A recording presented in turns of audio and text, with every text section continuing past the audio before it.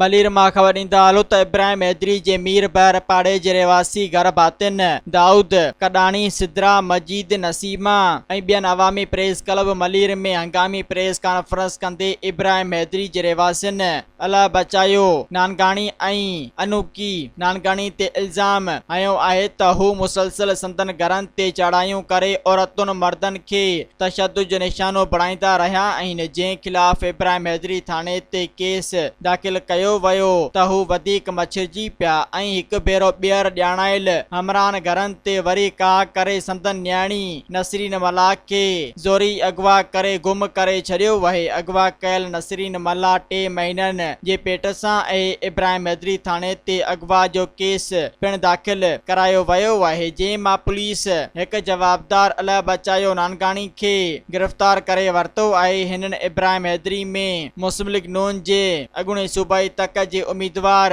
महरान अली शाह ते इल्ज़ाम हयो आहे त हू गिरफ़्तार जवाबदार अल्लाह बचायो नानगाणी जेको संदसि सहुरो आहे तां केस ख़त्म कराइण लाइ असांखे क़त्ल कराइण घर ते माण्हू मोकिले धमकाइण ऐं कूड़नि केसनि में अड़ाइण जूं धमकियूं ॾेई रहियो आहे। हिननि चयो त गुज़िरियल 7 ॾींहंनि खां वठी असां पंहिंजी न्याणी नसरीन मला खे ॻोल्हे रहिया आहियूं। ख़बर नाहे त खेसि क़त्ल कयो वियो आहे या हू ज़िंदा आहे। जहिड़ी बि हालत में हुजे खेसि बाज़ियाब करायो वञे। हिननि वज़ीर आला सिंध IG सिंध ऐं SSP मलीर खे अपील कई त हू संदन न्याणी खे अगवा कंदड़ जवाबदारनि ख़िलाफ़ कानूनी कार्रवाई करे खेनि तहफ़्फ़ुज़ फराहम करण जूं हिदायतूं जारी कनि। सब्सक्राइब कयो अवामी न्यूज़ HD खे ऐं ताज़ा तरीन ख़बरुनि लाइ ॾिसंदा रहो अवामी न्यूज़ HD।